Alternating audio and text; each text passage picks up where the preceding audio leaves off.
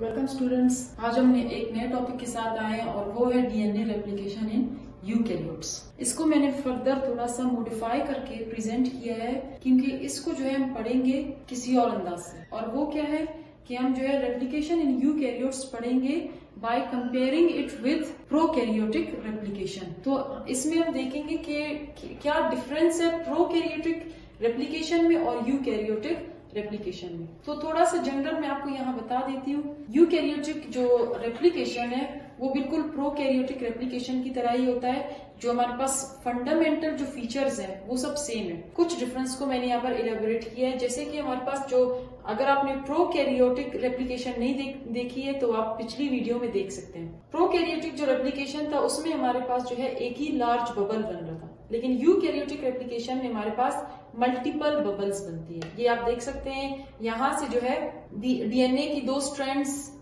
एक दूसरे से सेपरेट हो रही है with the help of DNA helicase. DNA helicase her bubble में प्रेजेंट है और स्ट्रैंड्स को अनवाइंड कर रहे हैं, उनको खोल रहे हैं, अनट्विस्ट कर रहे हैं। तो यहाँ पर मल्टीपल बबल्स बनेंगी। जब मल्टीपल बबल्स बनेंगी तो आप देख सकते हैं कि रेप्लिकेशन फॉक्स भी हमारे पास ज्यादा बन चुकी है और मल्टीपल जो है चेन्स बनेंगी डिफरेंट। अब यहाँ पर जो है एक नया स्ट्रैंड बन रहा है, यहाँ पर अलहदा से एक नया स्ट्रैंड बन रहा है। हमारे पास नंबर ऑफ स्ट्रैंड्स जो है नए स्ट्रैंड्स बन रहे हैं, और ये जो नए बनने वाले स्ट्रैंड्स हैं ये जो है यहाँ से एक दूसरे से अलग है। तो हम कह सकते हैं कि मल्टीपल जो है ऑरिजिन्स हमारे पास बन रही है, क्योंकि यहाँ से भी डीएनए रेप्लिकेशन स्टार्ट हो रहा है। और हमने कहा था वो साइट जहां से डीएनए रेप्लिकेशन स्टार्ट होता है उसे हम क्या कहते हैं, ओरिजिन। तो एक ओरिजिन ये है जहां से नया स्ट्रैंड बन रहा है, ये भी ओरिजिन है जहां से नया स्ट्रैंड बन रहा है। तो मल्टीपल ओरिजिन्स हमारे पास प्रेजेंट है यूकैरियोटिक रेप्लिकेशन में। अब जो है एक और डिफरेंस प्रोकैरियोट्स का और यूकैरियोट्स का ये है कि ये जो प्रोटीन थी जो कि अनट्विस्टेड जो है स्ट्रैंड पर डीएनए के अनट्विस्टेड हेलिक्स पर प्रेजेंट थी, उसे हमने प्रोकैरियोट्स में डीएनए गायरेज का नाम दिया था, और यूकैरियोट्स में हम उसे कहते हैं टोपोआइसोमरेज। उसके बाद जो सिंगल स्ट्रैंड बाइंडिंग प्रोटीन्स थी जो कि प्रोकैरियोट्स में हमारे पास कंसिस्ट थी सिर्फ एक यूनिट पर, मतलब एक ही यूनिट जो है हमारे पास सिंगल स्ट्रैंड बाइंडिंग प्रोटीन बना रहा था। लेकिन यूकैरियोट्स में ये जो सिंगल स्ट्रैंड बाइंडिंग प्रोटीन्स है ये 3 सब यूनिट से मिलकर बनी है। इसके अलावा जो है प्रोकैरियोट्स में जो रेप्लिकेशन थी वो डीएनए पॉलीमरेज 3 करवाता था, और जो लीडिंग स्ट्रैंड और लेगिंग स्ट्रैंड दोनों कौन बनाता था, डीएनए पॉलीमरेज 3।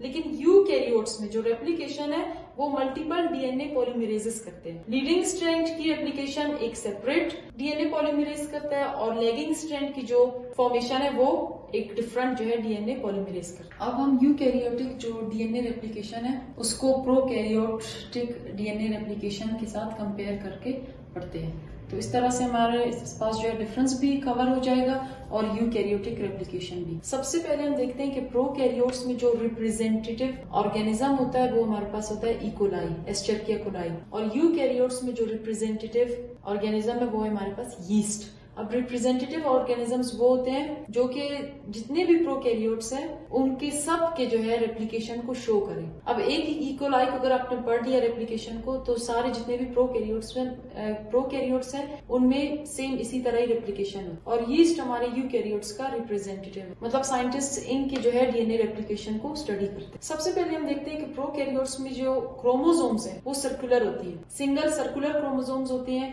इसीलिए जो है यहाँ पर कोई ओपन एंड नहीं है। इट मीन्स ये एंडलेस है, ये क्लोज्ड रिंग की तरह है। तो यहाँ से हमारे पास जो डीएनए रेप्लिकेशन होगी उसमें जो है कोई भी डीएनए का पार्ट जो है रिमूव नहीं हो सकता। तो इसका जो डीएनए है वो कंजर्व रहता है, इसका क्रोमोसोम कंजर्व रहता है सर्कुलर होने की वजह। जबकि जो यूकैरियोटिक क्रोमोसोम्स हैं वो आपके पास लीनियर होती है, तो डीएनए भी लीनियर जो है पैटर्न से पड़ा होता है, लीनियर मैनर से पड़ा होता है। तो जो उसके डीएनए के एंड्स होती है वो जो है, या फिर क्रोमोसोम की एंड्स है, आप डीएनए की एंड कह रहे हैं, तो डीएनए की जो एंड्स है वो जो है हर रेप्लिकेशन में जो है क्या होती है, यहाँ से लॉस्ट होती जाती है एंड से। इन रीजन को कहते हैं टीलोमियर्स का रीजन।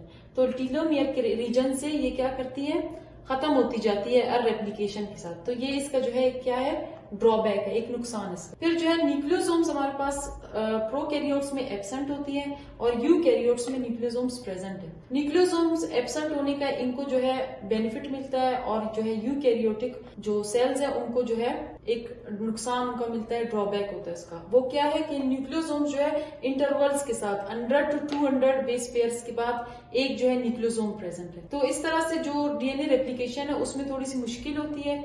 और ये जो स्ट्रैंड्स है ये ओकाजाकी फ्रेगमेंट्स है। जो हमारा लैगिंग स्ट्रैंड है वो यूकैरियोट्स में बहुत ही मुश्किल से बनता है इन न्यूक्लियोसोम्स की वजह से, क्योंकि ओकाजाकी फ्रेगमेंट्स जो है बनती है हर जो है 100 to 200 बेस पेयर्स के बाद। तो और जो बेस पेयर्स की लेंथ होती है ओकाजाकी फ्रेगमेंट्स की लेंथ है वो 100 to 200 है, क्योंकि बीच में न्यूक्लियोसोम आ जाता है। तो ये लेंथ इनकी छोटी होती है।